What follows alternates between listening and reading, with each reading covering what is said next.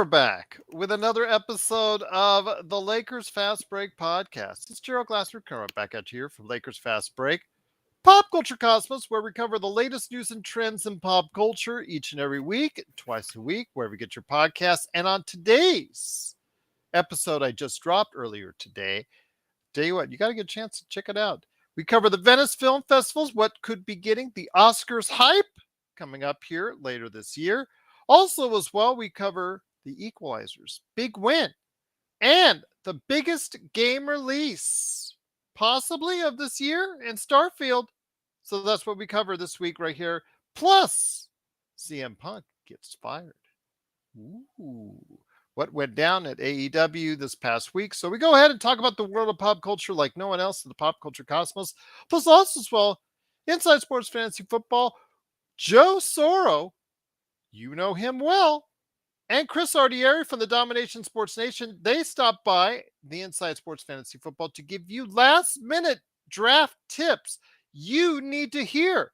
So go ahead and check it out today at Inside Sports Fantasy Football. Plus, this week, for week one, kickoff week in the NFL, I'm getting a Canadian plus Joe Soro on the show, as Magic Man Sean Grice and Joe Soro will be stopping by Inside Sports Fantasy Football. And in fact, I'm going to do the Lakers Fast Break fans a favor.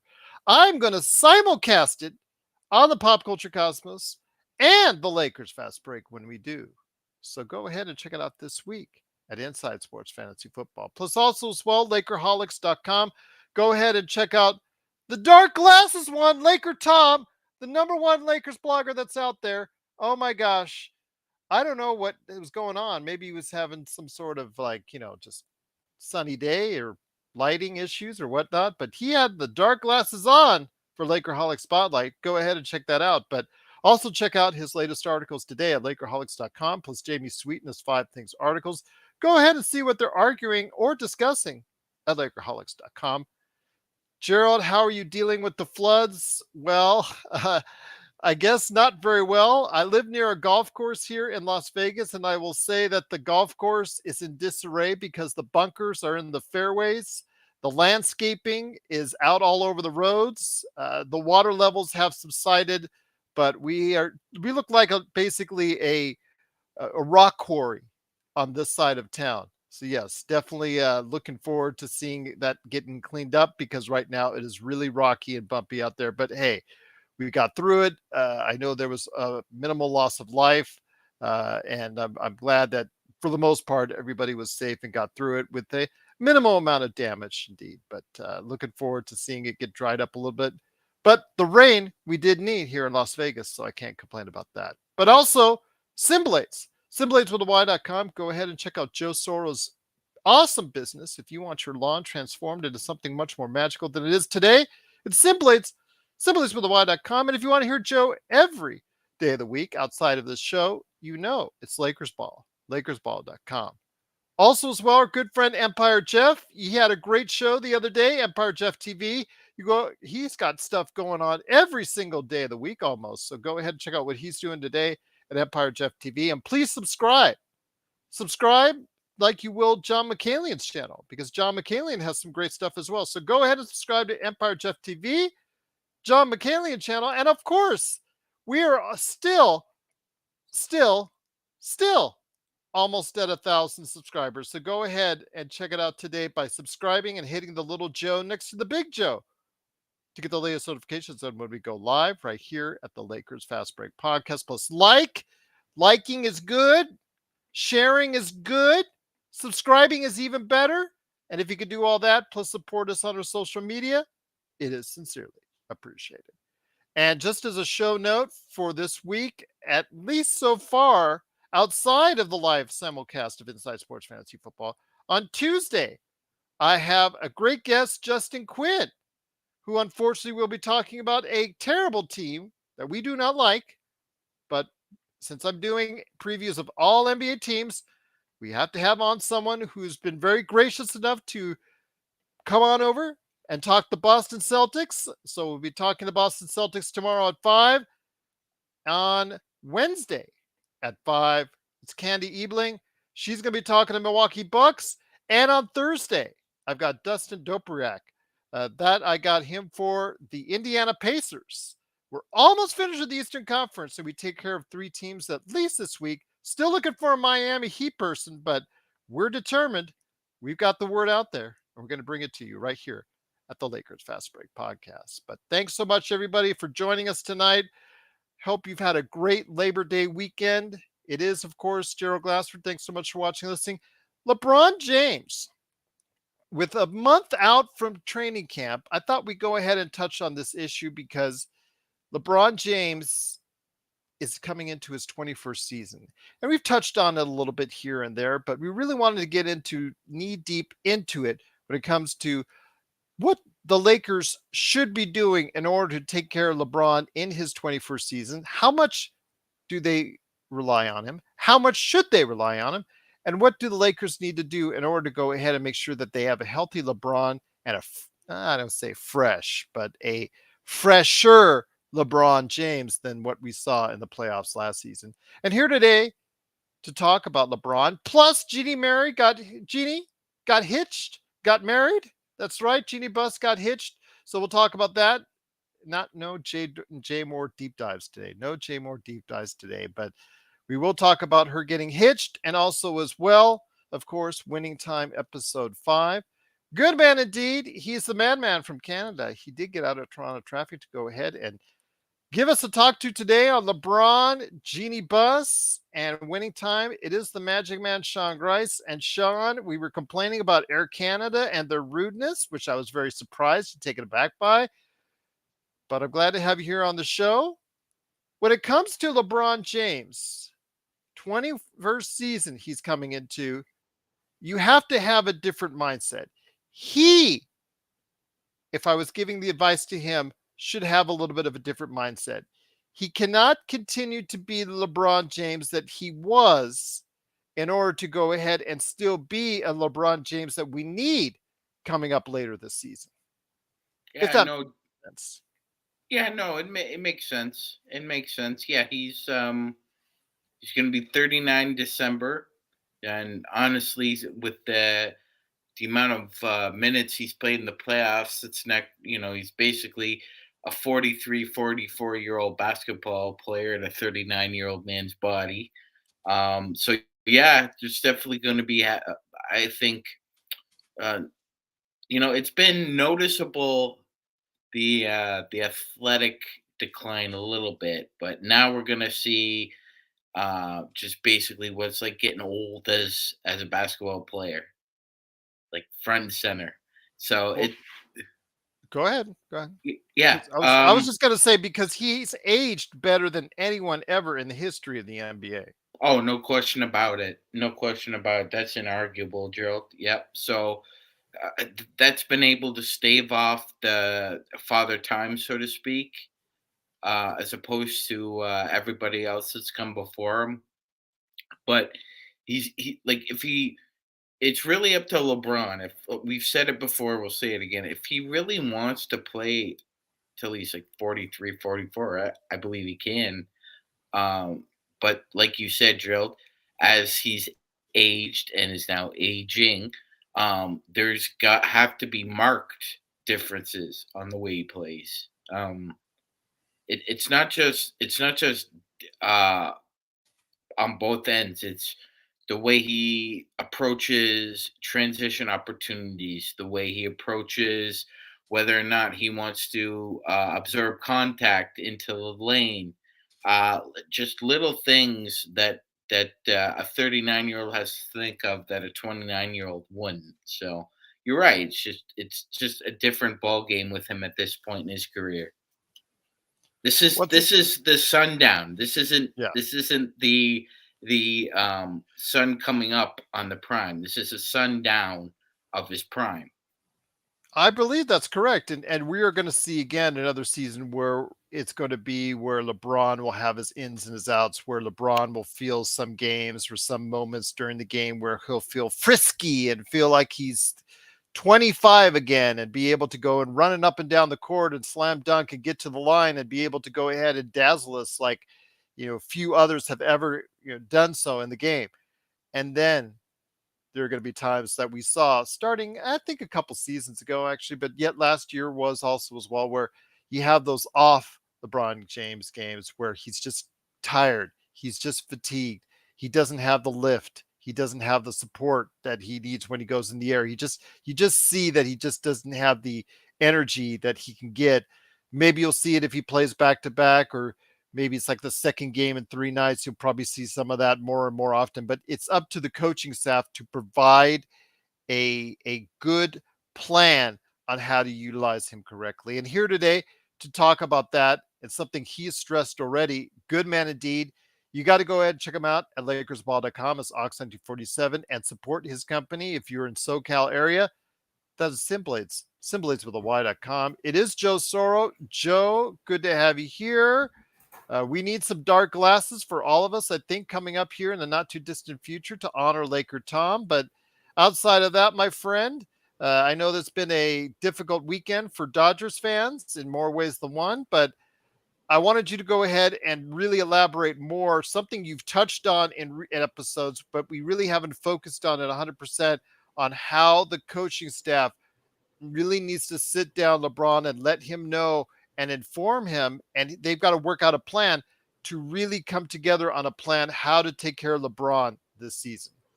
Yeah, I felt like your Tom was blind during the show. I thought did he have cataract surgery? I missed that. I don't know, but I thought he was wondering. blind. He looked like he was blind. It was actually pretty hilarious. But as far as LeBron, the LeBron show is, I know he wants to play till he's 43 and 44, but I've done some thought on that. I initially thought he could do that, and he still could, but he can't be 29 a game, LeBron, at 43, 44. The difference between playing in the NFL and playing in the NBA is quarterbacks in the NFL are protected like fine china. If you just look at it or have anything loud that would break it, you get penalized. There's no such thing in basketball like that. LeBron's gonna get elbows. He's gonna get hips and legs and knees and blocks and all that stuff. On every other play, goes to the basket, he's gonna get hit, even though it's kind of light these days, but it's still abuse. And if you don't believe that, you can see the deterioration last year and how LeBron finished the season. He finished, especially in that game 4, where the Lakers were up 15. As soon as he stopped getting to the basket in the second half, everything went to crap. Now, there are ways to enhance things. He's not talking about extends, ladies and gentlemen. No, not the stuff that you used to see when you go to 7-Eleven, sitting there next to the juicy fruit. No, not that stuff. No one I'm can just hear getting you. my drink and I'm getting out of there. I'm just getting my drink. I'm like, goodbye. Extends. I just want where my I come soda. from, That's all I care about. Where I come from, a tall blonde with nice legs is usually enough to extend. I didn't know you needed a pill for that. But LeBron, I'm sure, knows this. If he doesn't have something that he can enhance or extend in terms of his career, he understands that he's going to have to be managed like he's never been managed before, because we need him to be extended in the playoffs. That's where we need him. This team is constructed to do that. This team still needs to execute it. Darvin Ham needs to get the right setup here, right? And then if a couple of guys fall off, it's going to be Rob's job to make sure that he can find a way to replace that with someone who can, or somebody who can, or people who can. And that's really where the Lakers are. They've been set up to help AD and LeBron. AD can help drastically by being a MVP candidate throughout the entire season, not just 3 weeks in December. He needs to, for the first time in his career be an MVP candidate for an 82 game season. I'm sure he had one in 17 and 18 to some degree, but I never saw it. Maybe it's because he was in New Orleans. Again, at the end of the day, you still had Russell Westbrook win an MVP in Oklahoma City, and so did Kevin Durant. So don't tell me the small market thing has an effect there. Those guys both won MVPs in those city, in Oklahoma City. And if that happens, LeBron's season is eased, regular season. If Austin Reeves continues to improve, you help LeBron. If D'Angelo Russell plays 3 out of the 4 games during the week the way he should, that'll help LeBron.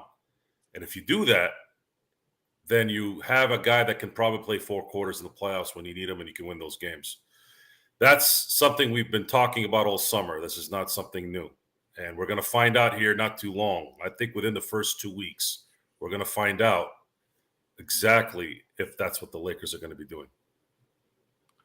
Once again, it's the Lakers Fast Break. It is Joe Soro along with Magic Man, Sean Grice, and me, Gerald Glassford. Thanks so much again for watching and listening. It's truly appreciated. Please, if you can, subscribe today to get the latest notifications on when we go live on the air with the latest Lakers Fast Break. If you're on Facebook, please like that.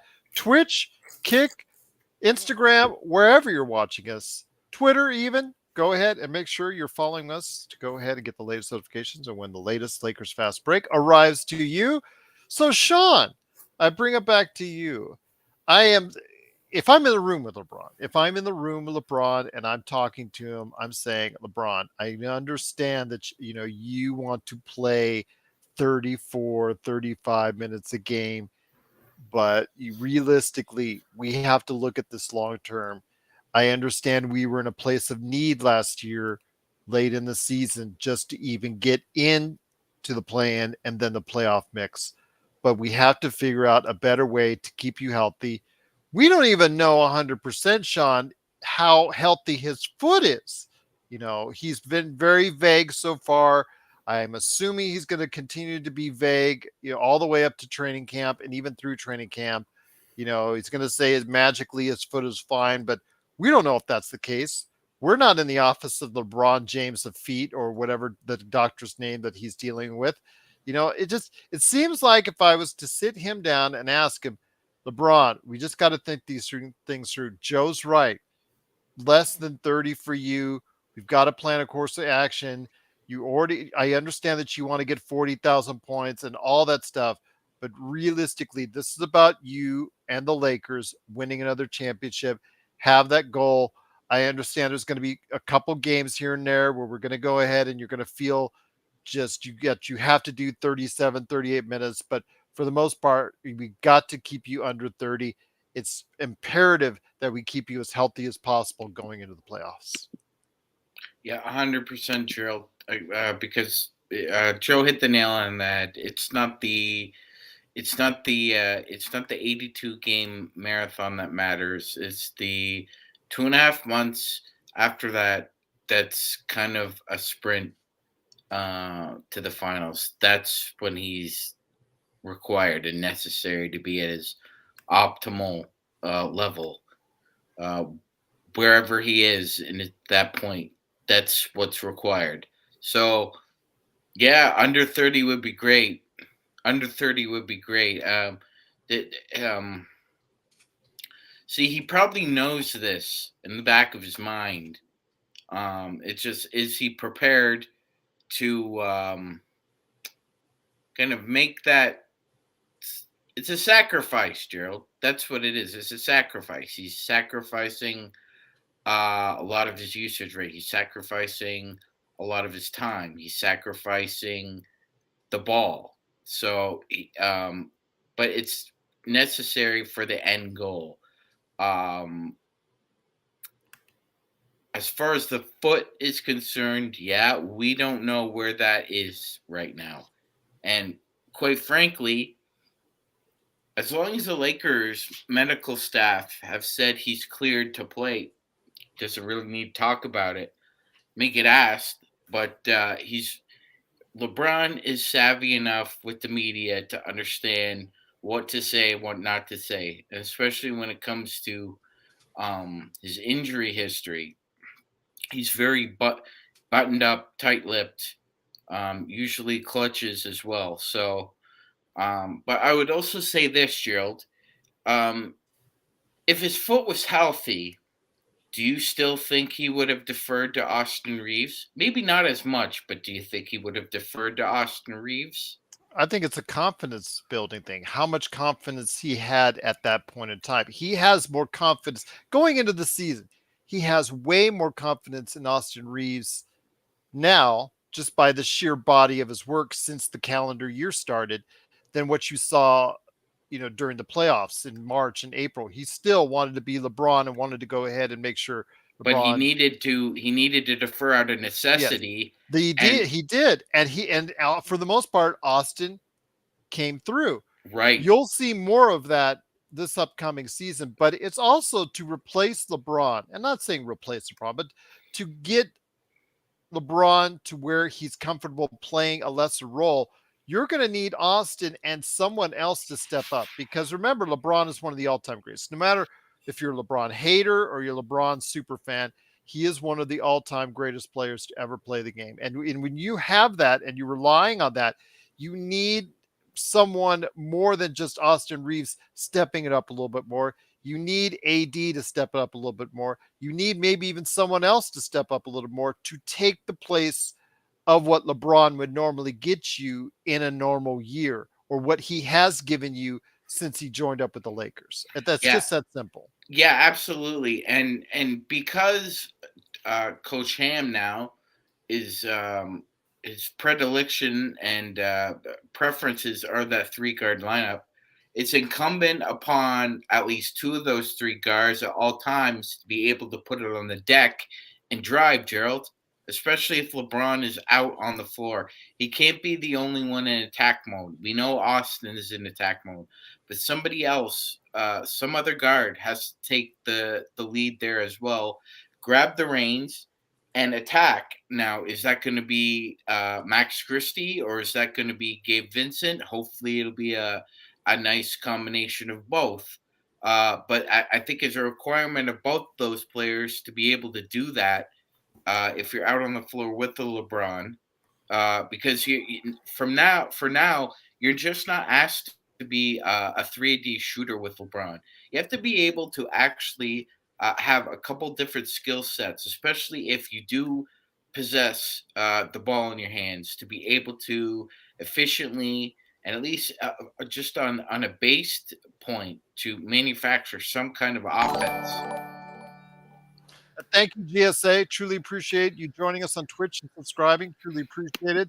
Joe, when it comes to what you're seeing with LeBron, obviously, it's something that we have to go ahead and still yet to see how he is in training camp.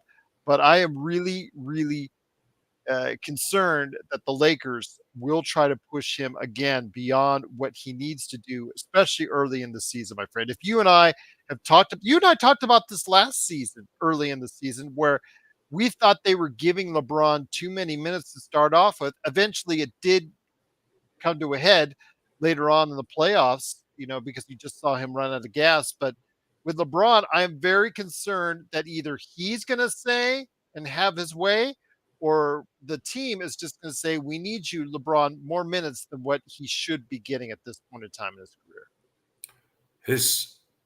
His playing time was dictated by desperation. The team was losing at a pretty high rate. There was no choice. They had to play him. Where I am encouraged that they will figure out a better plan is if you watch the playoffs, this is the first time in the LeBron Laker era where you saw the reserves handle leads without LeBron on the court. Matter of fact, there are a few times where they extended the leads. This team that they acquired at the deadline worked. It worked so much that we lost focus on who we were before the deadline. I mean, imagine a team being a 2-10 team the first 12 games of the year. That's a lot of games. And then on top of that, you are a 7th seed that was running through the West kind of making people feel like they could go all the way. That doesn't happen. And they made it to the Western Conference Finals. They ran into a team that had the perfect season. And that's the only thing that really stopped them. I believe if they had this team at the beginning of the year, we might have had a better chance at beating Denver. So now you have that chance. And I believe Darvin Ham won't be clueless in overusing LeBron and have this team ready to pull their weight because they have the talent to do so.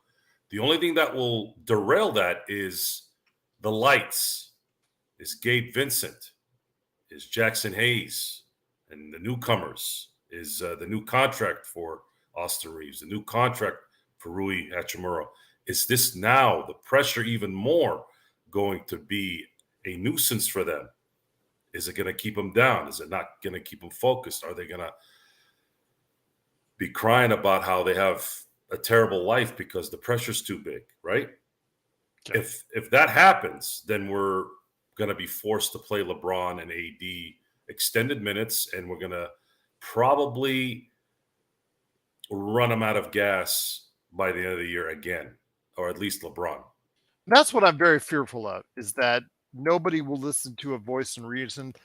Sean, Joe, there will not be someone who's standing up in the middle of the room saying, you know what, I think we need to think about this. I think that we need to just stand up. There needs to be an adult in the room that says, you know what, hey, even if LeBron says he wants to go 32, 35 minutes a game, Joe, that shouldn't be the case. You need to go ahead and say, you know what, you need to cut back, LeBron. You're 38. So, this conversation may take place when he's 39 here in a few months. You need to go ahead and be able to slow down under 30, 28, 29, and you can still be just as effective and have the team still win just about as many games. This is not the 80s and 90s and 2000s. There is no such thing as a player wanting to play more right now. These guys would play 2 minutes a game if they had a choice, because most of them are pansies. They just want to make their money and play the game, and that's just what it is. So use that to your advantage. I kind of disagree with you when it comes to LeBron. I think he still is. LeBron is different to some extent, and I'm not going to use him as an example because he's already had his career. He has to rest. It has nothing to do with anything. This is about he has to rest. This is like Hines Ward or Tom Brady not practicing Thursday, Friday, and Saturday. You can't risk those guys' valuable contribution to Sunday's game because they want to play. No. LeBron cannot play more than 29 minutes during the regular season. There is no discussion with this. If he does, you're in trouble.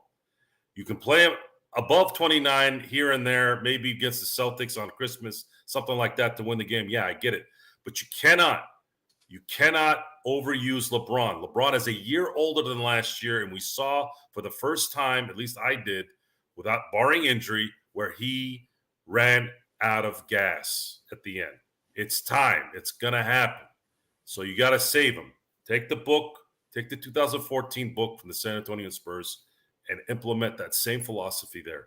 Team basketball, everyone pulls their weight. The superstars do their thing in terms of getting their guys what they need, when they need, and how they need. Best coaching job I've seen in this century is the 2014 Greg Popovich Spurs. They beat a dynasty. They didn't just beat them. They curb stomped them. LeBron in his prime. With Boris Diaw as your Boris Diaw. linchpin, I can run faster than Boris Diaw backwards. Okay? So Darvin Ham would have to turn into Paul Westhead in 1982 for this to go south. His ego, and coaches have been known to do that. Coaches have bigger egos sometimes than players. And the reason why they do have those egos is because they're in charge, right? So when the ego's fighting the ego, especially if they're former players, it's even worse. So if Darvin Ham comes out the gate 10-10, you're going to start seeing a lot, and LeBron's playing 35 minutes, you are going to see a lot of people looking for his head. Yeah, including myself. And us right here. Yes. Sean and I will not be far behind you on that. Yes, because that means you are not listening. You are not paying attention. Your ego is getting in the way. Now, if LeBron is playing 27, 28, 29 minutes, and we're seeing Gabe Vincent, Jackson Hayes, Austin Reeves, Rui Hachimura, the guys not pulling their weight, that's different. Now you can sit there and go, man, these guys are really not pulling their weight. And if AD is hurt after week 1 and can't play for a couple weeks, he's going to get blamed. So you have to pay attention to what that is too. Can't just be one side because it's convenient. We, the Lakers, need to go into this season understanding that they have a championship waiting for them in June. If they play well together and they pull their weight, and the only thing they got to pray for is that LeBron doesn't get hurt. AD will get hurt, let's say, but at least he's there in the end, unless he's completely gone like in 2021. The numbers, unfortunately, over the past 5 seasons, Joe, have dictated and probably will suggest that LeBron and or AD will get injured at some point in time during the season. I'm hoping I'm wrong. I'm just saying the averages and the sheer number of games, go ahead, Sean. Yeah. It's what right. The numbers dictate right there. I'm not counting on it, but if you're looking at it from an analytical basis, it's probably going to be that way. And thank you, Intel, for being our first super chat commenter. Truly appreciate it. And if you want to go ahead, I guess it's set up. YouTube, it did not inform me if it fully and if it was, but it is set up for super chat. And thank you so much, Intel, for being our first. But go ahead, Sean. Yeah, no, you're analytically and like probabilities are correct there, man. The issue is I'm hoping they only get hurt this year rather than injured. If one of them gets injured, it's going to affect us. It's just that's the way it's going to happen. If both of them get injured, it's likely a repeat of 21 where we're probably in a playoff position and we're out of one in about 7 or 8 weeks, Gerald. It would be a slow burn. Yeah. I have a feeling that somehow luck's going to be on our side this year. I don't see either one of them getting injured. I think we're going to have to deal with them being hurt. That's a given, Gerald. You're right. I mean, it's basically a given. Expect LeBron and AD to miss anywhere from about 15 to upwards to 20, 25 games. I'm telling you right now, if we get 65 games from both of them, I think we should all be doing backflips if that's the case. 100%. Yeah.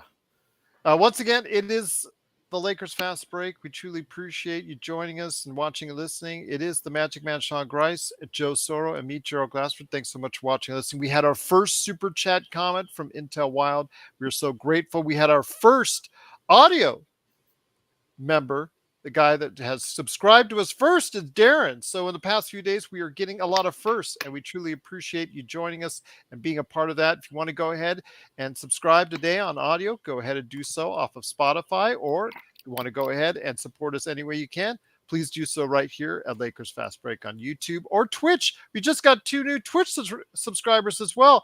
3 if you include, I believe, Intel, I think, as far as notifications. So thank you so much for being part of the Lakers Fast Break. But Joe, LeBron, before we continue on what's going on with Jeannie's wedding and winning time and all that, I'm serious, my friend. The question will remain all year: how much LeBron is too much for this season? More than 29 minutes a game. I agree. There's that's it. He needs to play less than 30 minutes a game. And it doesn't matter what game it is, except for maybe a handful of games during the year. And I believe they have a chance of doing that. I really do. I believe they have enough depth. We know there's going to be a couple that don't come through, and we know that there's going to be a couple that come through. They've stacked this team well enough to say, you know what, we're going to see who comes out of the mud. We're going to see. We're going to get a chance to see it. And we saw a lot of the guys that mattered at the end of the season last year came through. So now they're going to have a training camp, and they're going to have a couple more reinforcements. Prince, Vincent, some new guys that come in. We're going to see if Reddish can finally get his mental block unblocked. And maybe Jackson Hayes might surprise us and be a really, really good bench big guy. You know, that's and maybe Jared Vanderbilt finds a way to hit the corner three consistently. These are all going to play a factor in allowing the team to be, let's say, even diverse to the point where LeBron isn't so important during regular season play.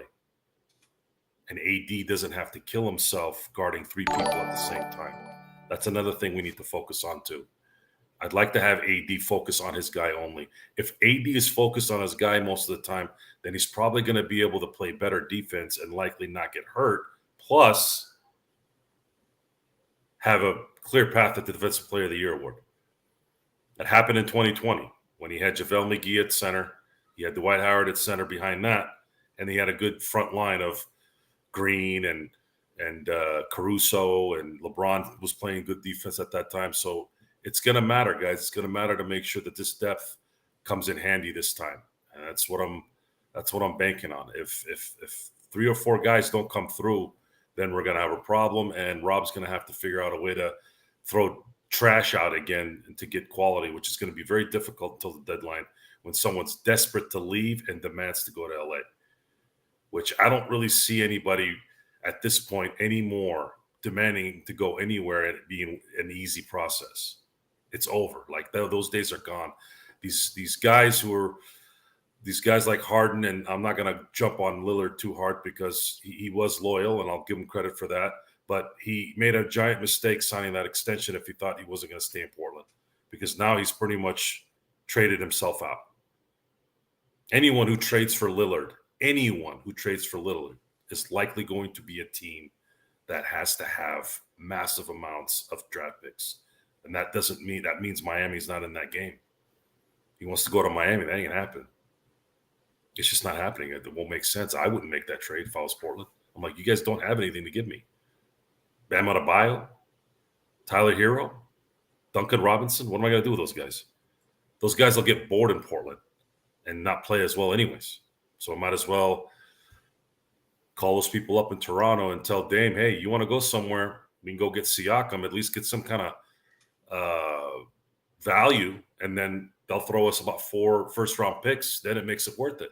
But then what's Dame Lillard going to do in Toronto? See what I'm saying? You going to trade with Philly? Yeah, that'd be a good one too. I said that before. But does Portland want a quitter like James Harden? I wouldn't touch Harden for free. I'm not joking. Even as a Laker. Like if you said, veteran minimum? No, I don't want him. Bad. Some guys are just bad. He's not as bad as Ben Simmons. At least James comes and plays. But he's still bad. He's got this losing kind of bad that's always around teams, especially when they're supposed to win. So, yeah. No. Lakers have to do it with this team right now. And they got to make sure they preserve LeBron, and Darvin Ham has a huge play in that. I am very curious to see how he sets up his rotations and gets this thing going. Once again, it's the Lakers Fast Break. It is Joe Soro, Magic Man Sean Rice, and me, Gerald Glassford. Thanks so much for watching and listening. Wanted to go ahead and give you a couple of the comments from our super chatters that are out there. Darren said, great job, guys. You three are very appreciated. Thanks for not sugarcoating the discussions. And then Intel Wild also came up with a great super chat as well. Fast Break, baby. Best Lakers channel around. Great comments indeed. And truly, as our first super chatters, thanks so much again for doing so. We truly, truly appreciate all the comments in the chat and truly cannot thank everyone enough for watching and listening. But Sean, we now turn our attention to something that we've been wanting to talk about now for a little while, and that is a Jay Mohr deep dive. No, I'm going to be nice this weekend because he did get married this weekend to Jeanie Buss. He did not have track pants. It seemed like it was on the Malibu beach in front of about, I think, 20 people. I think was just a very small affair. No track pants, which is a good thing. He didn't look like an outcast of the Sopranos. So I ask you, my friend, now that he's finally, said the I do's with Jeanie, and Jeanie is now once again married, what do you think Phil Jackson is thinking about in the ranch in Montana? I was wondering that myself, Gerald. Yeah, he didn't look like Jimmy from The Sopranos. He actually looked pretty good in that tux, Gerald. He had lost. Dyed his hair a Yeah, he good dyed color. his hair. Yeah, Almost looked like the old Jay Mohr of old. Looks like he lost a little weight. Oh, yeah, he did. He looks like he lost about 20 pounds. That's great. It's a beautiful wedding photo that him and Jeanie have now for the rest of their lives. Congratulations. Hope they're both very happy. That's how I would do it personally. About 20 family and friends on a beach. Just nice, quiet ceremony. Did they have, I don't think they had an after party, did they, Gerald? Well, I'm sure they did, but I don't think the public was allowed to go ahead or they took any pictures from it. I just saw the actual, just him holding her up on the beach after the wedding. That's what I saw too. That's it. Yeah. So the question I have for Joe then is, now that he is Mr. Jeanie Buss, do you think he'll weigh in with some more thoughts or possible control of the Los Angeles Lakers? I'm just asking for a friend. Come on.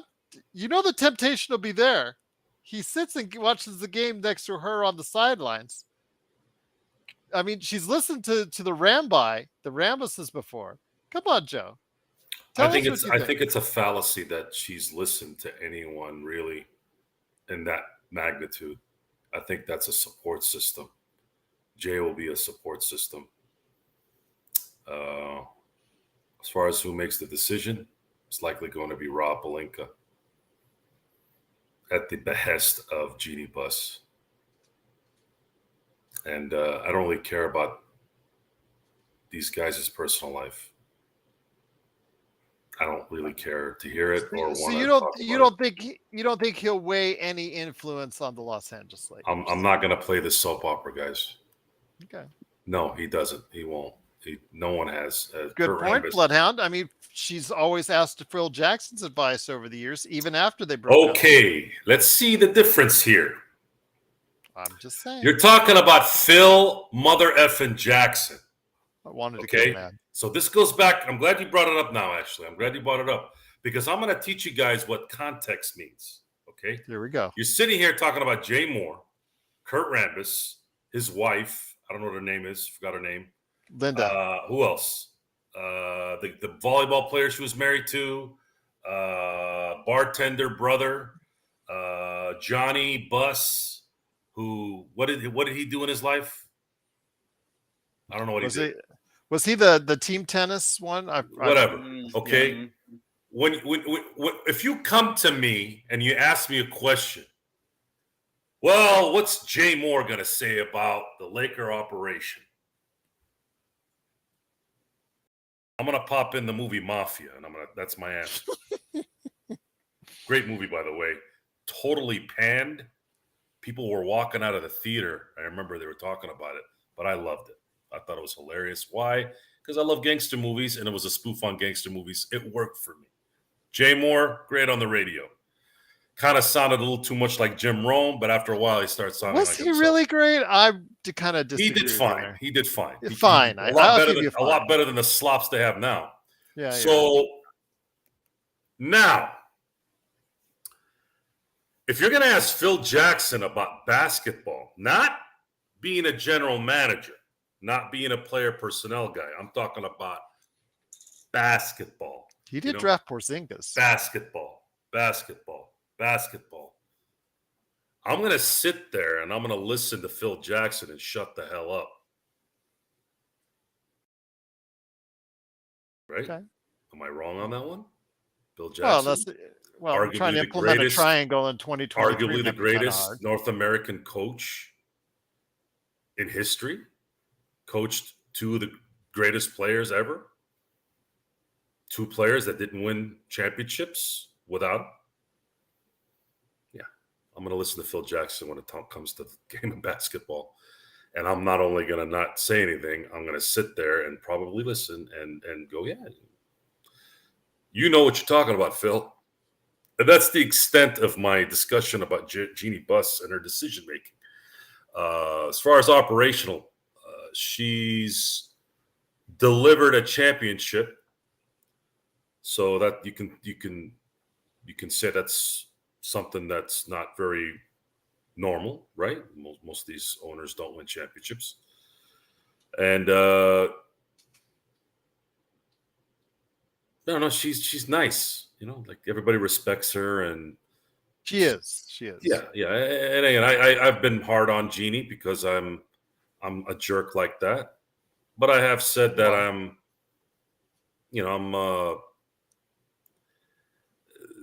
sometimes when you don't do what you're supposed to do, sometimes words come out. But in the end, she's done a fine job. She's doing her best.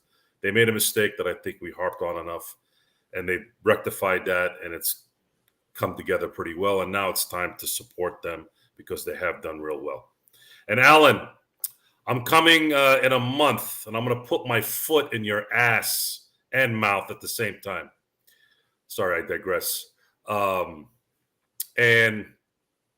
I think if they continue to just don't worry about it. It's all done. Inside. Okay, inside baseball. Because he thinks I won't, but this time I will. The important thing here is paying attention to the details this time. And we're going to talk a lot about it during the season. I mean, a lot. I'm going to be keen on where the problems are. Is it the coaching? Is it guys not pulling their weight? We have to be dead on that one for this to make sense. We have to. We cannot veer off into our feelings. We can't be upset and go, oh my God, I can't believe it. They should have done this, because everybody should have done something now at this moment, right? Like, we didn't know. You don't know. Okay. You got Russell Westbrook thinking we're going to have to deal with Brooklyn with Durant, Harden, and Kyrie Irving. It was a complete just travesty. And we let that thing jack us up mentally, and we are good to not allow that to happen now. We should be okay. So what's this about a slapping? He said he slapped you in front of everyone. Alan wishes he could slap me. Alan sounds like you two are friends. Just Alan is one of those guys that he lives a lot like the current generation, where they imagine things. Yes. They like, and I disagree with you that the Lakers fan base are cowards. When you win 17 world championships, I would. He's still mad that his Miami culture. His Miami culture is so good in the East. The second they meet the West, they turn into the Miami. the Miami least. I was going to say another word, but I'll just put the Miami Heat Coutures. Okay, fair enough. As long as you two are on good terms. Well, I'm not on good terms with anybody. But the beautiful true. thing about being me is no one ever does anything about it, because, whenever I tell them we'll do something about it, I know. He says he slapped you. He never slapped me. Is there a video? Please, Alan, provide that. Lakers fast break. No, but I will. I've already told him. I've warned him. I said, I'm coming the first week of October, and I'm going to be there for a week back home up in the Central Valley. And I told him, I said, I'm going to give you a nice buzz, and I want to see, we're gonna see if that fantasy of yours of slapping me can come true, which it won't. I mean, the guy weighs like 130 pounds. My left calf weighs more than that guy. And at that point, again, I've heard this. You ever hear that story where you go to a bar and they like to pick on the big guy, to show up, the big guy? I never really knew what that meant. I've been to probably 100 bars in my life. I've never gotten into a fight in a bar, but he's the kind of guy that likes to talk on a computer, like, again, 99% of this current culture. But when it comes down to showtime, no one shows up to my house because I have invited people to my house. I go, well, you know where I live. Come on over. They don't show up. They don't show up. I swear to God, they don't show up. All right. But Magic Man, you heard Joe. Let me ask you this, and we'll go ahead and close out the Jeanie wedding discussion, which is basically what. Get ready, Alan. I'm coming. Okay. I'm coming this time in a month. I'm coming. And I'm going to whoop your ass in front of all your family and friends.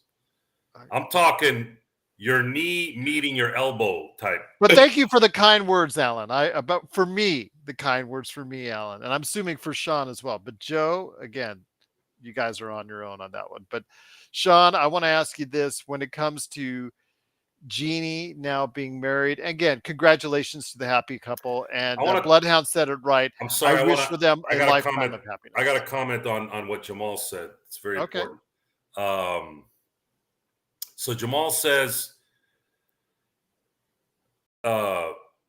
Phil Jeanie, which was perpetrated and promoted by corrupt NBA media establishment because of the hate that they have against the Lakers. I just want to wish them happiness. I know we were hard on Jay Mohr and all that. Well, I've been supportive of Jeanie. The first few years of Jeanie's success or lack thereof as an owner, that kind of got me worried, because when you look at the number of winning seasons and losing seasons under her realm, Joe, again, we've talked about this before already.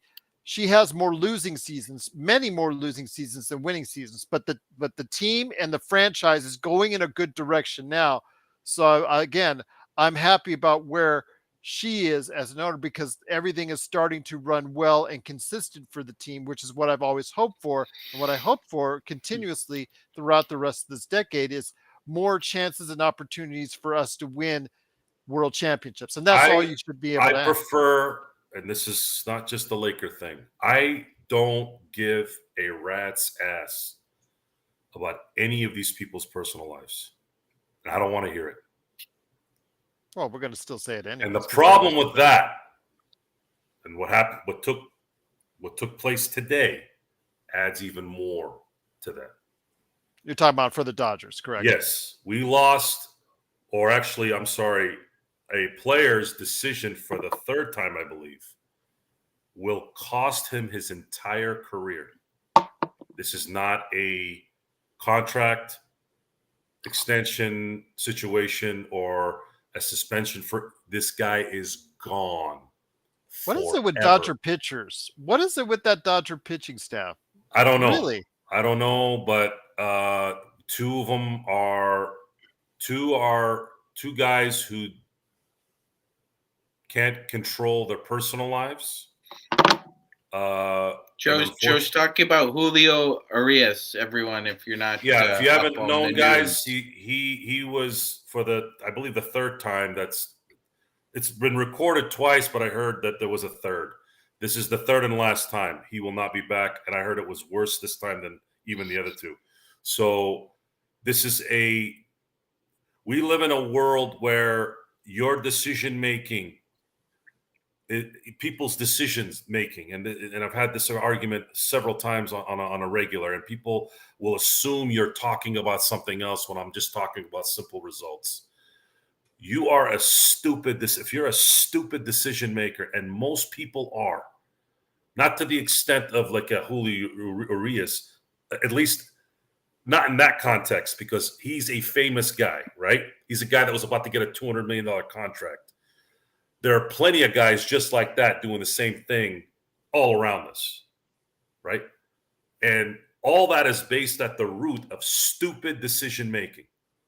Stupid decision making that now affects their lives, the person they're with, and worse, children. My tolerance for it is because of the damage it's done to the children. Because it always seems to be that case. Yeah. And that's part of why the Jeanie wedding and whatever the hell is going on over here, and this guy's dancing around and prancing and owns a bar, and I don't give a F. I don't care. All I care about is Laker basketball. I want the Lakers to win games. I watch the game from the beginning, and then I watch it to the end, and then I'm done. I don't care what LeBron does at the pizzeria after the game. I don't care. I don't want to know what happened. I don't want to know. Okay? Now, if someone is hurting children, hurting women, murdering innocent people, there is that line. That's the black and white line. You don't do those things. And when you do, you need to eat it, live it, and take the punishment. Or die. Because if you hurt kids, I don't know. I go to a completely different.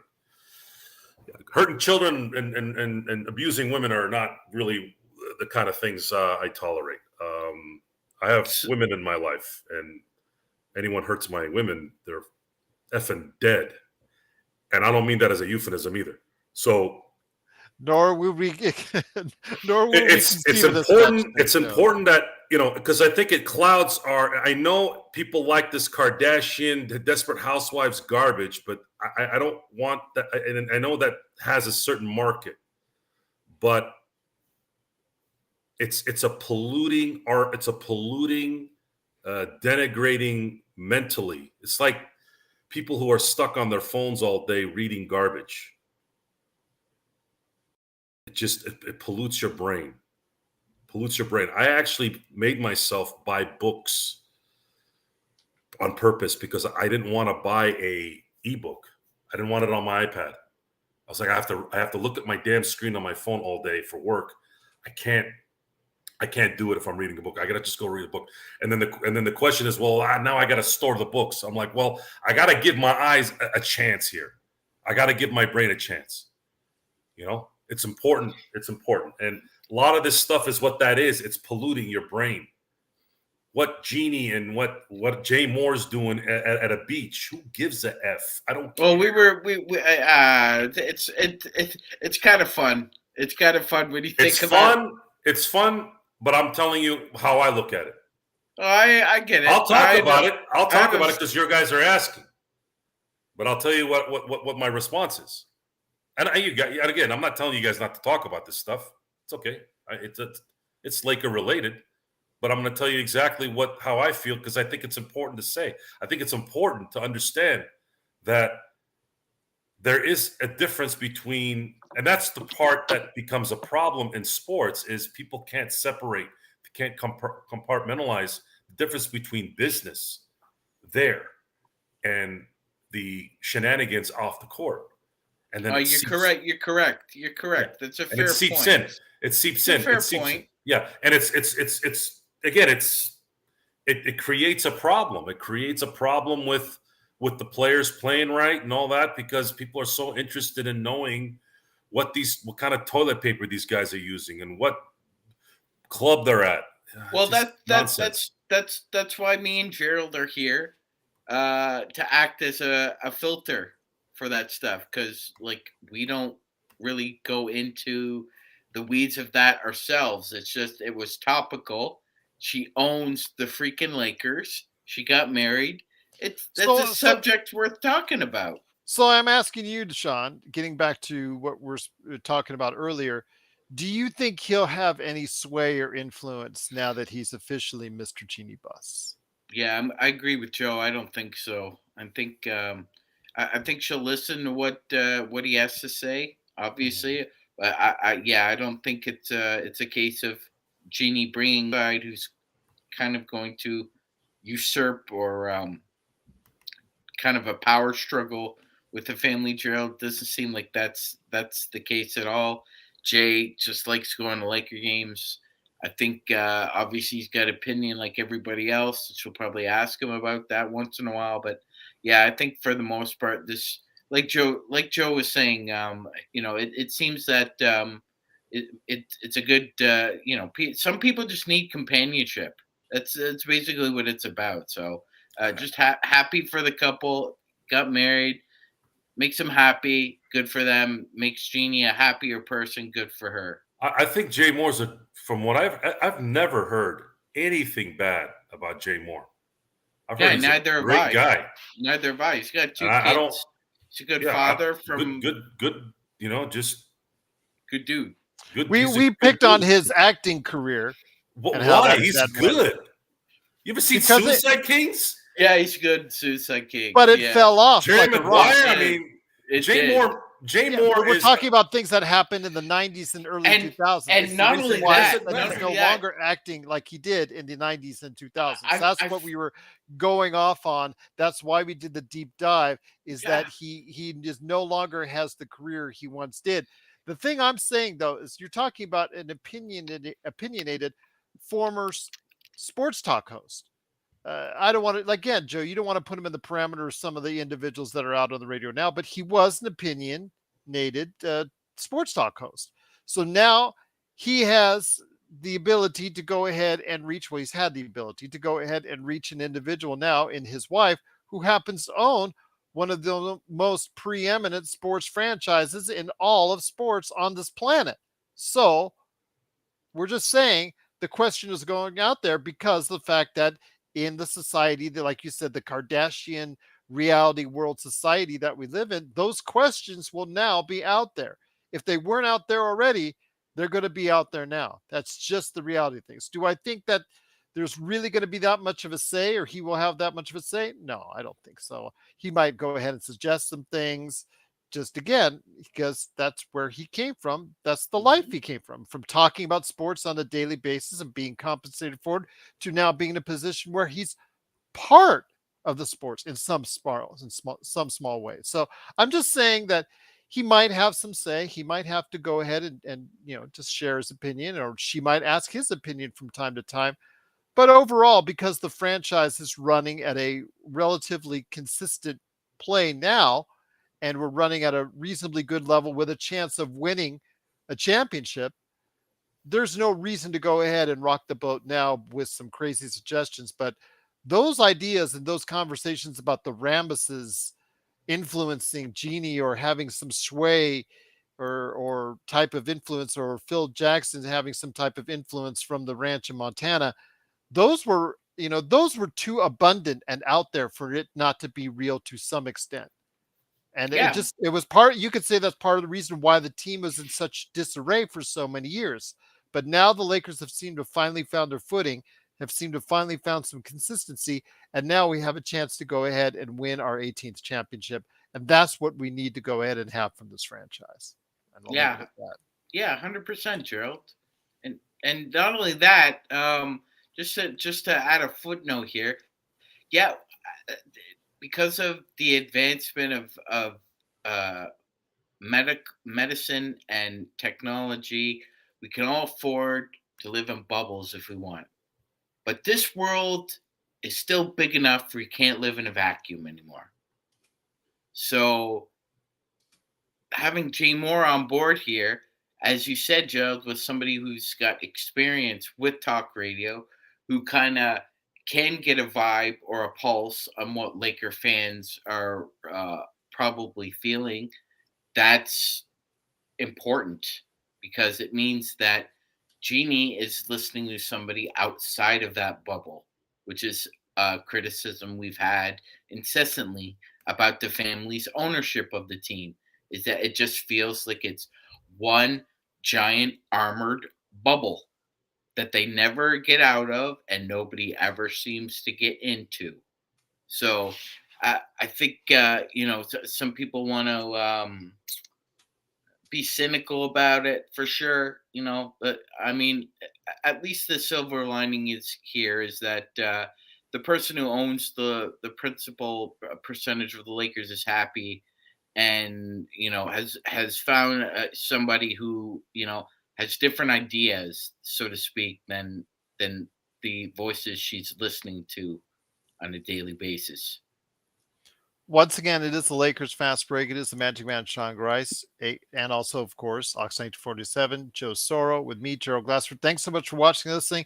Truly appreciate the super chats and all the support from everyone out there. Of course, big shout out to Darren and Intel Wild for all the contributions that they've made for us today and in the past as well. Truly cannot thank you enough. I wanted to go ahead and mention something in the chat before we go ahead and talk winning time before we head on out. And that is the value, Joe, of the Los Angeles Lakers. I believe, I could be wrong, but Forbes, I think, it's valued them in somewhere in the $8 billion range, if I'm not mistaken. I think the bidding doesn't really get heavy until it gets over 10. I think if the UFC is valued right now at 12, the WWE eventually, when they got sold out and whatnot, they've got they merged with the UFC, or they are in the process of doing so. They're valued at $9 billion.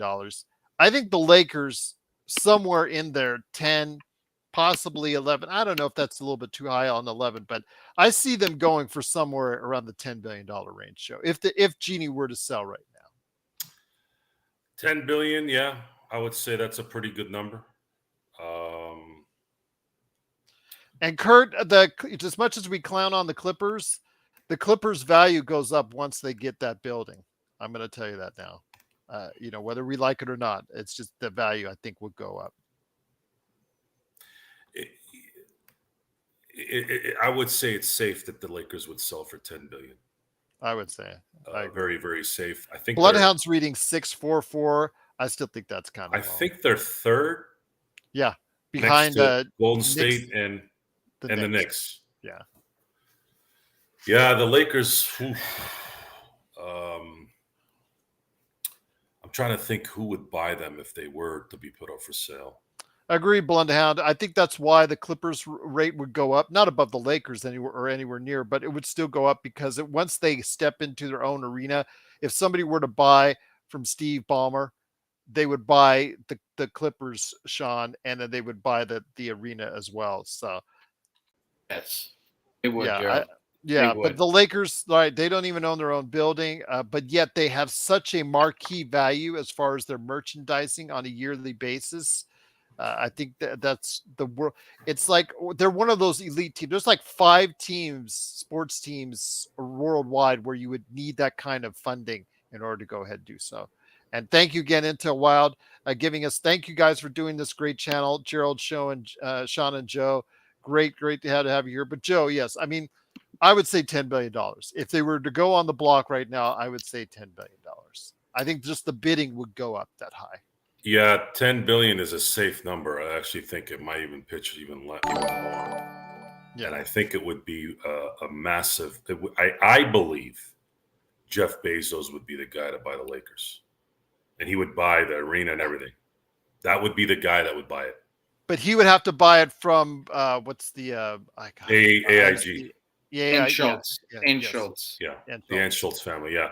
It would be AG. Yes. AG. Sorry, I always mix up the I and the E. Yeah. So yes. You're looking at someone who would need $50 to $100 million at their disposal that cares about entertainment. That would be the guy. Yeah, I would say AG owns the arena, correct? But if for someone to really wanted to go ahead and do it, you're right. Or a new arena. I still think that's a possibility is in the long term. You can't really move them out of the arena, Gerald, that they've built everything around their LA Live. Don't say that to someone who's seen the Raiders move 3 times. But that's different. The Raiders lived in a crap hole in Oakland. They were here in LA. And that LA Coliseum is a crap hole too. It's not. No one wants to go to Watts to watch a game. Come on, I know. I mean, okay. Inglewood is bad enough, but Watts, come on. I think I like the Coliseum. I'm just going to say that. I've seen. It's nice for college football, not for NFL. Seats 100,000. I love the Rose Bowl. I mean, come on. There's a lot of this. It's a. Oh, those two are Shangri-Las compared to when Oakland, it comes to college, Alameda, I've been to both. They're beautiful. Those two are Shangri-Las and Taj Mahals compared to Oakland Alameda Coliseum. And I've been to Oakland. I've been to baseball. I've been to the A's games and Raider games in that stadium. Okay. Joe's been to Shaq's, ladies and gentlemen. Joe's been to Shaq's. Okay. So I was a kid. Gerald, it's a Shaq.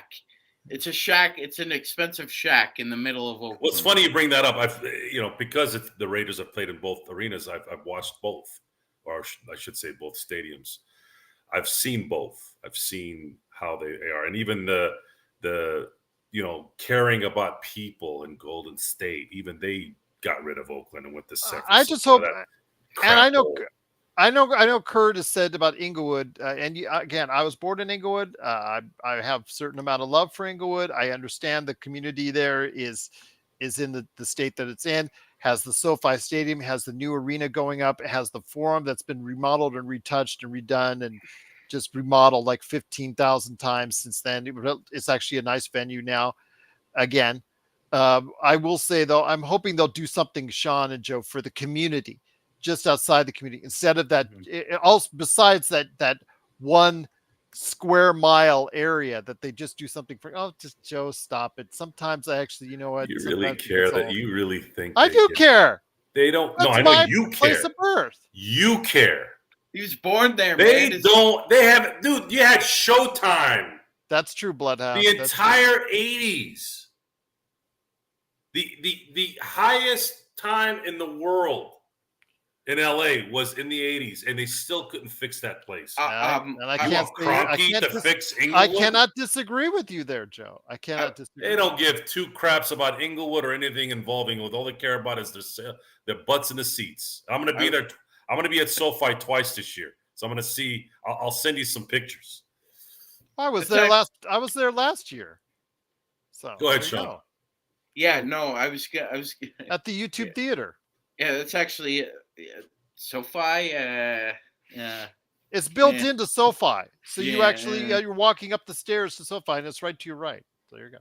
I will say this: I agree with Mr. Soro overall. I think that if some wishful thinking happened with the Lakers family and they did decide to sell them, that's probably the big whale that would look most likely to buy them. But don't underestimate the public investment firm of the Saudi Arabians. They offered Killian.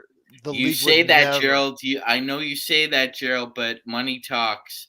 Kylian Mbappe was offered $776 million. The league would piss on that so much. I know what you're saying. So much hate. I hope you be right in that instance, but Bezos, talks. I can get. Bezos might buy it. I agree with Joe. Bezos, I agree with Joe there. Go ahead and do But that.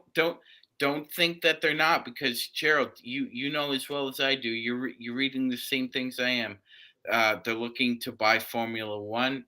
They're looking to try and get their hands around the EPL especially, so they can kind of have all these tentacles around the sports world. I'm with you. I really hope that the league would try to sever any kind of relationship possible. But you never know, Gerald. I mean, money talks. Money talks in this business. It's a language, man, that we don't speak. I understand, but I just think you remember, it has to get approved by all the other owners or by the majority of the owners for them to go ahead and say yes to it. I know. I've seen these guys vote before when they moved, when they tore the heart out of Seattle sports fans. I'm not convinced they wouldn't do that again. You're right, Bloodhound. If they offer $20 billion, they offer twice the what we're talking about. The NBA might not. But see, that's the point that I think Gerald's making, though, is that they have an obscene amount of money. They could offer twice that much. I mean, if they really wanted it, they could offer twice that much. That public fund is almost the GDP of some small countries. So yeah, but they got to get rid of they got to improve their human rights issues. That's what they 100%. So, but we'll leave it at that. But see, there's Joe. Improve their human rights issues. Yeah, right. Yeah, I don't think they will. Yeah, that's why do you think I'm here? Why do you think my dad and mom came to America in 1976? Agreed. I don't think that's I'm going not to blaming happen the either. Saudis. I'm blaming the guys below them, which aren't any better. But yeah, it's good luck with that. The old dinosaurs need to die off. That's Those guys breed a lot. yeah. This is true. And we All veered right. off. We And veered off in completely other direction. the chat's gone just as wild all over the place as well. Oh, From Porno Beast is back. yes, he is. So far, he's been on his best behavior. So before we go on out, my friends, we're gonna want to talk Winning Time, season 2, episode 5. It does actually have an appearance, guys, by Jeff Pearlman, who has been on this show twice.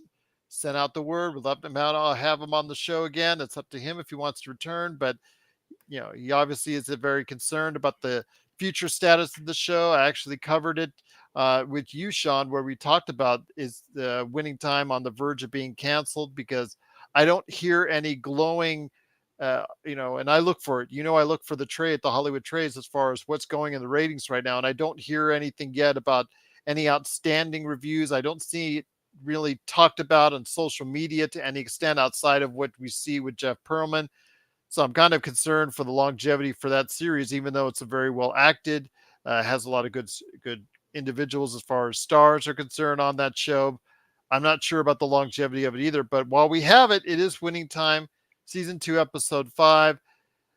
The character played by Jason Segel on the real life coach, Paul Westhead, he got terminated after a 5-game winning streak, which actually did happen. He did actually get fired because of the public complaints by Magic Johnson, plus went on, the dissension behind the scenes and the reluctance of the team to go in the direction that Paul Westhead wanted to go. Plus they got off to not the greatest of starts, even though they, like I said, they had a 5-game winning streak. Reminds me of David Blatt in the way that he was actually fired at the top of the Eastern Conference, I think, when LeBron wanted him fired as well. So Sean, I'm going to start with you. When you see what's going on, this was more like a show that fit closer to what reality is.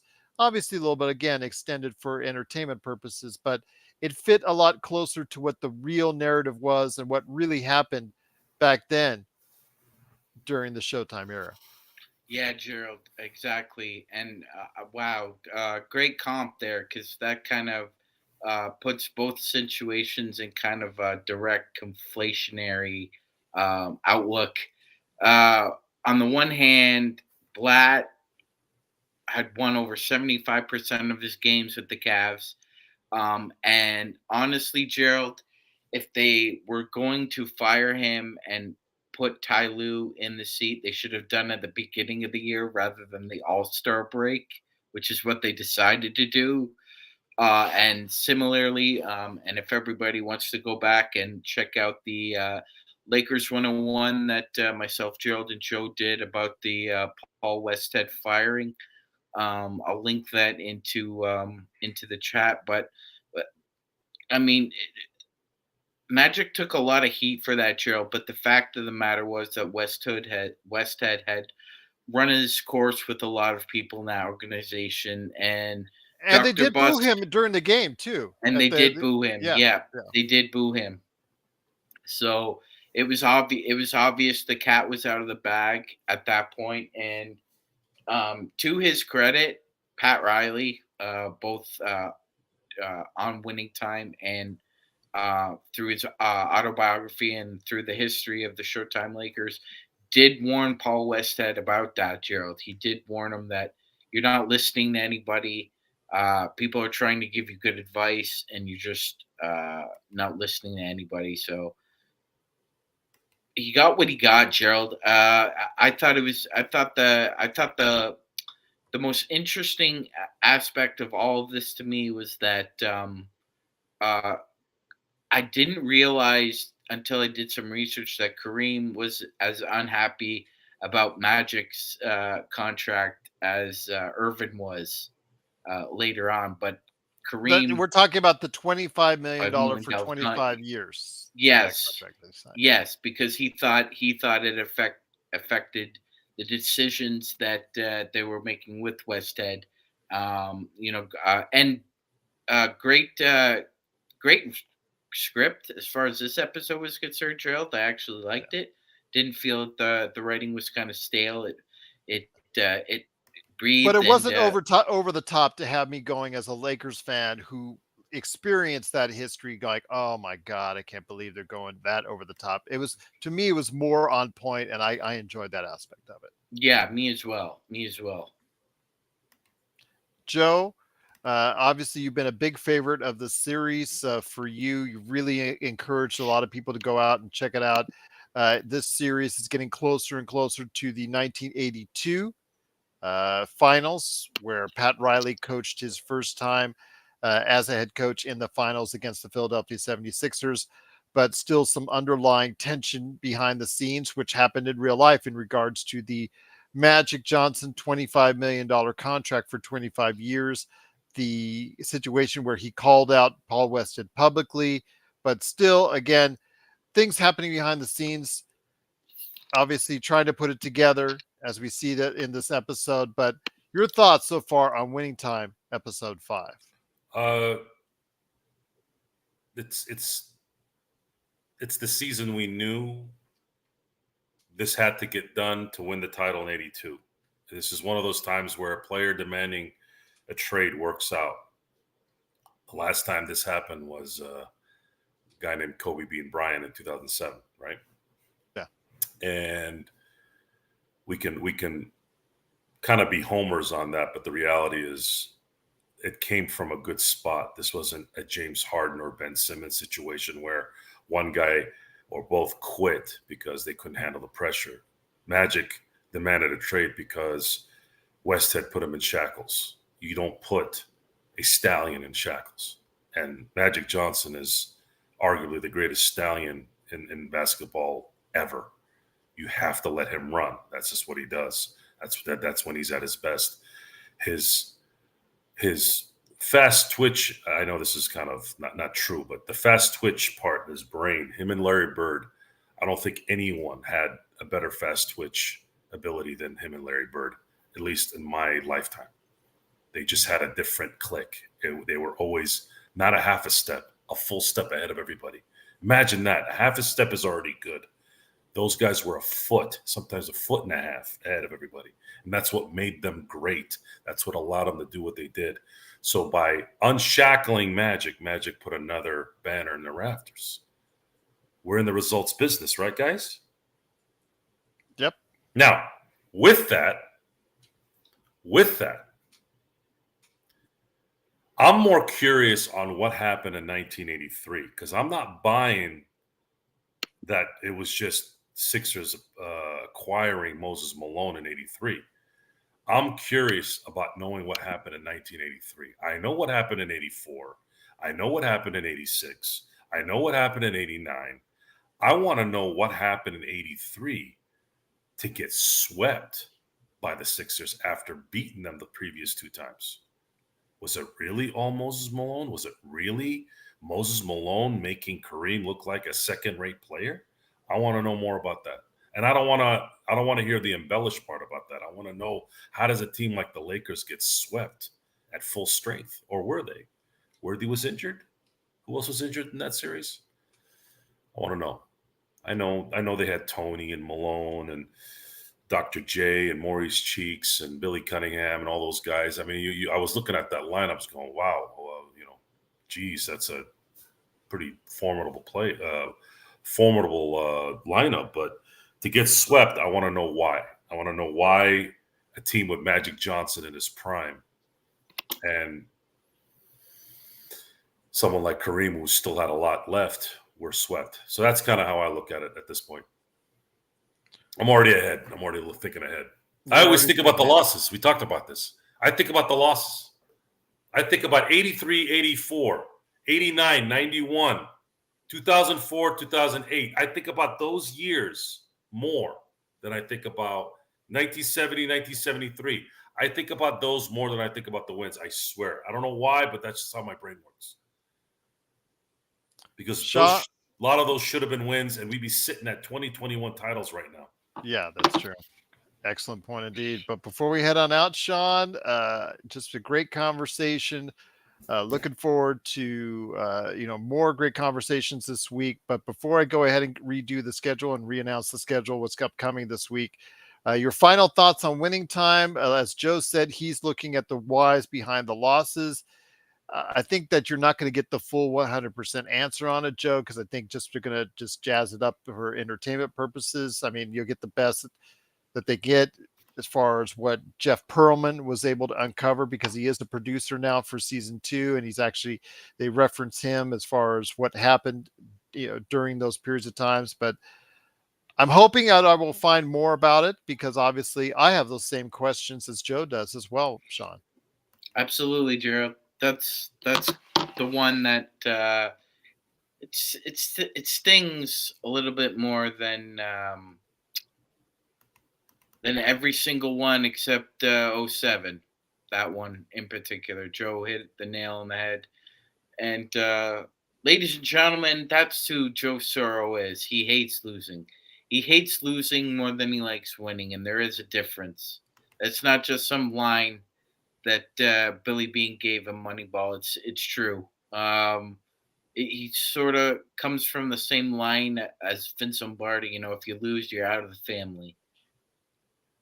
Absolutely. So looking forward to hearing your thoughts on Winning Time Season 2, Episode 5. Again, Jeff Pearlman had a chance to go ahead and appear as a disguised reporter than what he normally looks like on an everyday basis. They put, I think, a wig and a hat on him and just go ahead and, had him ask a few questions. So glad that he got that.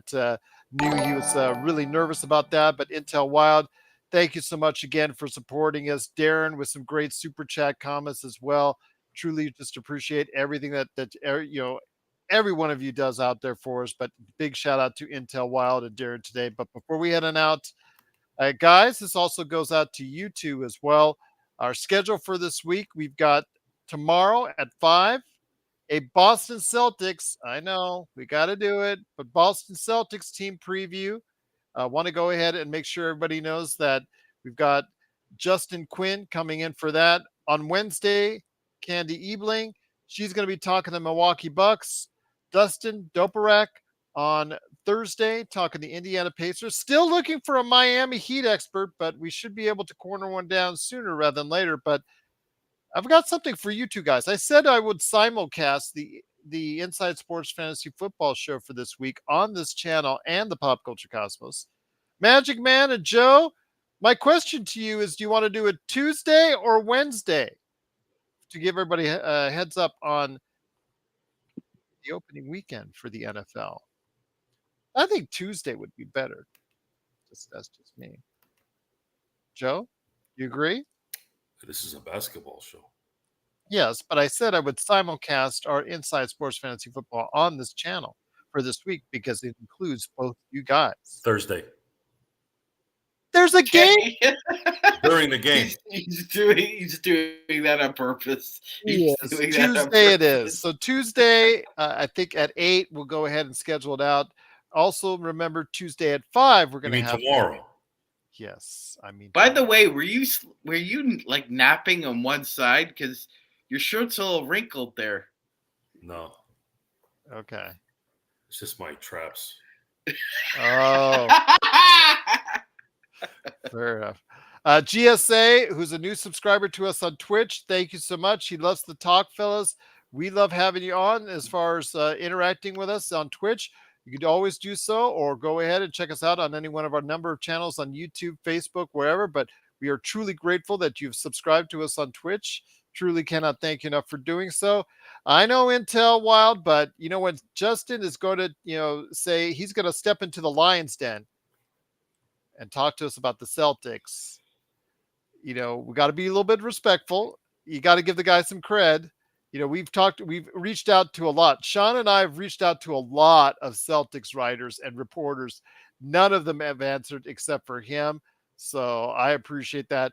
Still trying to find the Miami Heat. I think I'm working on a dozen now, Sean. I think I'm on my 12th individual that I've reached out to who has not yet replied as far as coming onto the show as of yet for Miami. So all those things that Joe says about the Miami Heat and all that, they may be justified because we can't get someone who loves the Miami Heat, that I knows the think that Miami Heat, to get yeah, on the I show think as of they're a yet. little weak in the knees to talk to us about that, Gerald. Yep, indeed. So there it is. There it is for you. But yeah, that's our schedule for this week. Looking forward to some great conversations as only we can deliver them for you. Again, big shout out to Darren super chatting and also Intel Wild super chatting. Darren is also a subscriber, audio subscriber on our Spotify channel. So go ahead and check us out today and be a part. Not only can you follow us there, you can also go ahead and become a subscriber there as well. And if you are, we are truly indebted to you for doing so. We're looking at ways to going ahead and trying to make that membership something really valuable and do something really special for you. So thank you so much, Darren. You said it yourself the other day. You said you were going to talk about merchandise and all that stuff. So Merchandising, there where you the go. real money is made from the podcast. Okay, well, you said you didn't want money to be made on this podcast on the merchandising front. What? You said you didn't want our merchandise to be sold at a profit. Right. Okay.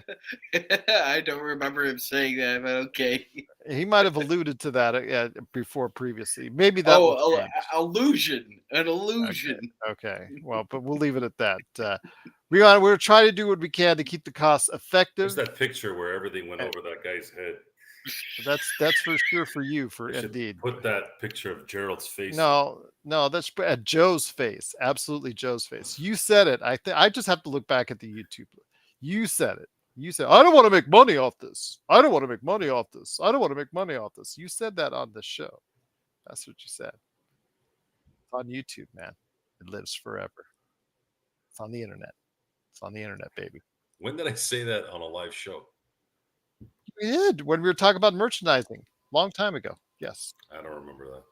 Okay. Well, you definitely are getting 18 before they are. That's for sure. But we will talk to Justin Quinn tomorrow at 5 p.m. Pacific. And then after, like I said, 8 p.m. is our weekly Inside Sports Fantasy Football with these two guys, a special edition with these two guys right here. So looking forward to that indeed. So please go ahead and make sure you subscribe today to get the latest notifications on when we go live on the air. And truly appreciate Darren and Intel Wild and everybody else in the best Lakers chat room that's out there. Everybody's been great, from GSA to Southern to Cover to Intel Wild, of course, Brian Green, even Porno Wild was really not that bad today. He was pretty good. He was all right. Bloodhound, terrific as always. Kurt Affair, terrific as always. Everybody in the Blue Magic, everybody was sensational in the chat today, and we are truly thankful for doing so indeed. So once again, it's the Lakers Fast Break. Porno Beast. That's right. Porno Beast. Celtics won't get 18 with Jason and Jalen on the same squad. You know what? That's probably the most sensible thing you've ever said on this show. So we'll leave it at that. But for Magic Man, Sean Grice, Joe Soro, thanks so much for watching this thing. Magic Man, we love you guys. Best Lakers channel and chat room for a reason. You guys keep coming back. Grateful and thankful for the love and support. And Joe doing it again, the facetious Joe. Would there be anything else? Thanks so much for watching and listening. We'll see you tomorrow right here at the Lakers Fast Break Podcast.